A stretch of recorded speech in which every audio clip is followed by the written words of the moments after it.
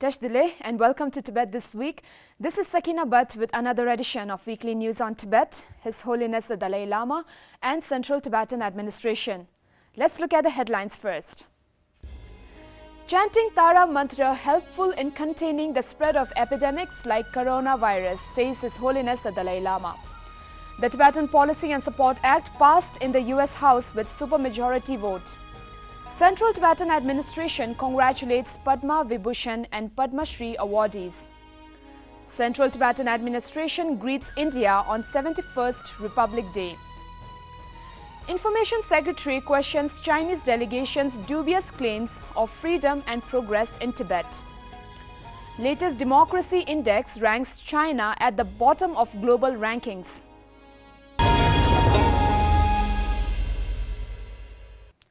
Chanting Tara mantra could be helpful in containing the spread of epidemics like coronavirus, says His Holiness the Dalai Lama to a group of Chinese and Vietnamese Buddhist followers who has sought His Holiness's spiritual advice on ways to contain the spread of coronavirus.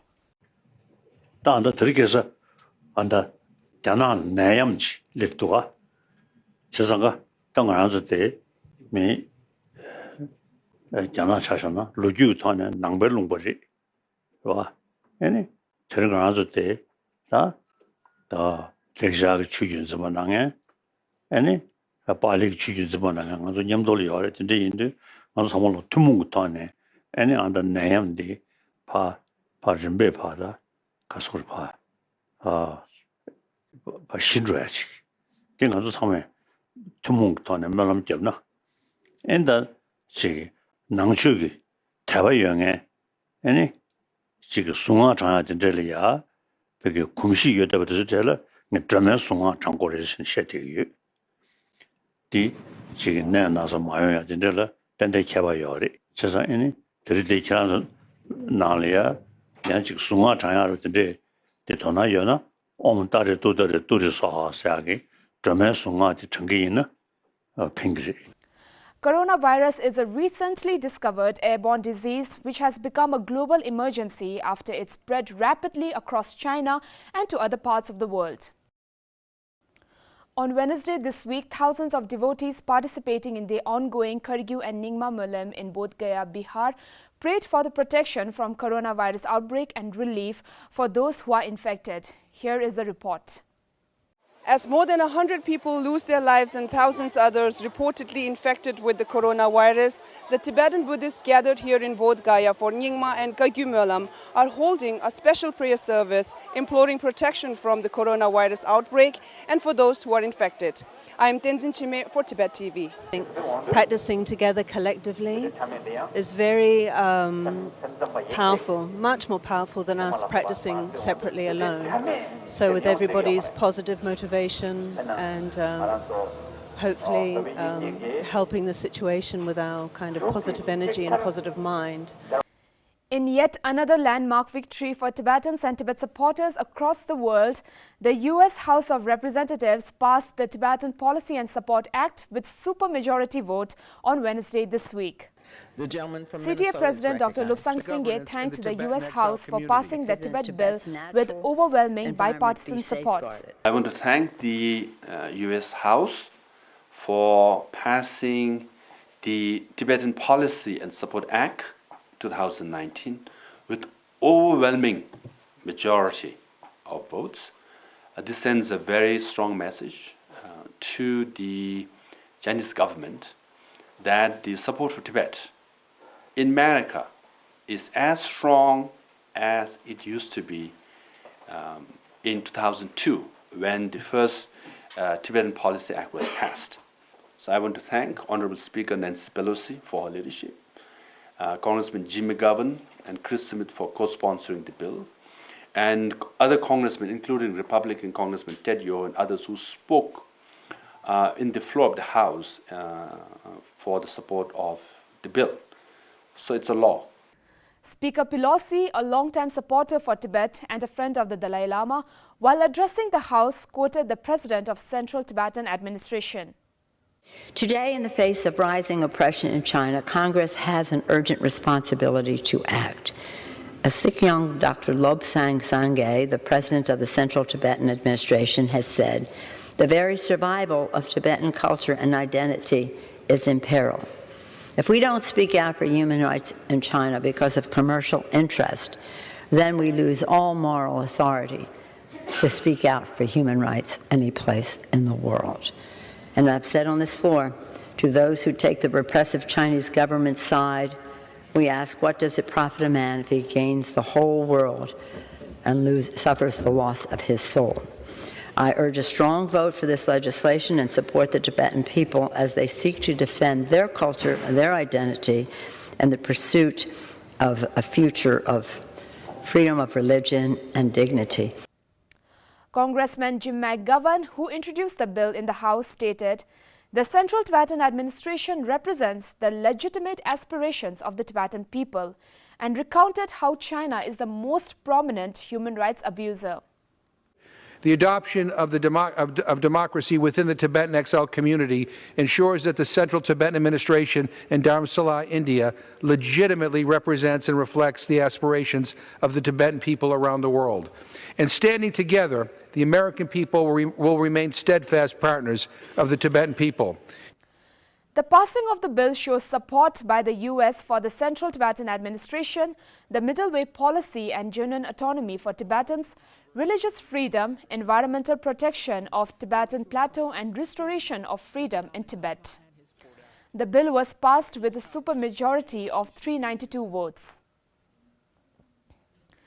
President Dr. Lobsang Sangay of Central Tibetan Administration congratulated the family and well-wishers of the late George Fernandez, who was awarded the prestigious Padma Vibhushan, and to senior Tibetan Buddhist scholar Robert Thurman for being awarded the Padma Shri by the Government of India on the occasion of the 71st Republic Day. In his congratulatory letter, President Dr. Sangay said, "The Padma Vibhushan Award is a testament to George Sahab's invaluable contribution to the people of India. Throughout his life, George Sahab committed fearlessly towards strengthening the political prowess and the democratic fabric of India, while at the same time championing the true aspirations of the people. For Tibetans, he will always be remembered as the strongest voice on Tibet," he said. Congratulating Robert Thurman, Dr. Sangay wrote, "In recognition of your outstanding contribution in the field of Indo-Tibetan Buddhist studies, the Indian government has honored you with a prestigious award, which in itself symbolizes your remarkability as a pioneer in the translation of Tibetan Buddhist literature into the English language and the impact you are leaving through your teachings to the audience." The Central Tibetan Administration greeted the people of India on their 71st Republic Day at the ceremony held at the Central Tibetan Administration headquarters in Dharamshala.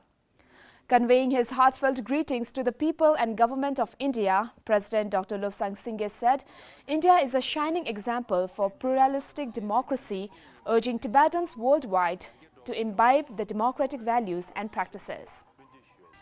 Hoisting the international flag to the tune of the Indian national anthem, Kane Venerable Kama Gelek Yuthok, Department of the Religion and Culture, greeted the people of India and said, "The Tibetan people are eternally grateful to the government and people of India." And because of India's kindness, we are still, we are still very much in our path to achieve our national goal, and we have preserved everything in exile intact. So that's a great achievement, and we are very happy about this, and much of the credit goes to the people and government of India. The Information Secretary of Central Tibetan Administration, Mr. Arya, said China has been sending its so-called Tibetan delegation overseas to promote propaganda on Tibet and to deter international criticism of its gruesome human rights abuses inside Tibet. The Secretary rebuked China's state media report published last week that had claimed the delegations visiting more than 20 countries, including the US, UK, Canada, Australia and Belgium, to introduce the achievements made by the Southwest China's Tibet Autonomous Region in economic and social development, human rights, freedom of religion, reincarnation of living Buddhas and environmental protection. Yes, recently China has sent a Tibetan delegation to foreign countries, to more than 20 countries, including USA, Canada, and Australia, and Brazil, and some other countries. So purpose of sending these Tibetan delegation to this country is to spread their propaganda and tell them about the progress that they have made in Tibet and the human rights situations and all the development they have made in Tibet. So that is their side of the Chinese stories on Tibet. But in reality, this is wrong. What is happening in Tibet right now is the situation has gone from the bad to worse, and Tibetan people are still suffering under the Chinese regimes. So all these 60 years of Chinese occupation has been a very difficult time for the Tibetans. So what these delegations they are trying to do is to tell the foreign governments about the false claims on the human rights progress that they have made and the economic development that they have made. So I would like to request the foreign government and NGOs to ask these delegations that if what China says is really true, then they should let the UN and international rapporteurs and the media and the other peoples to visit Tibet and see for themselves whether Tibetans are really happy in Tibet or not. So in fact, China is, what they are saying is just false claims, and they should let the international press and the UNO people to visit Tibet and see for themselves whether what they are saying is true or not. So this will make the things very clear. China, categorized as the authoritarian regime under the Democracy Index, has seen the greatest decline in its global rankings in 2019. It is now ranked close to the bottom of the global rankings at the 153rd rank out of the 165 independent states surveyed. China saw a fall of 23 places down the global rankings, mainly due to its intensified discrimination against minorities in the past year.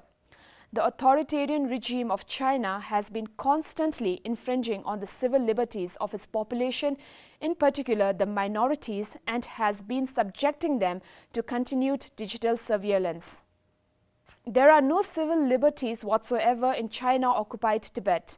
The Democracy Index is published by the Economist Intelligence since 2006, based on 5 categories: electoral process and pluralism, the functioning of the government, political participation, political culture, and civil liberties.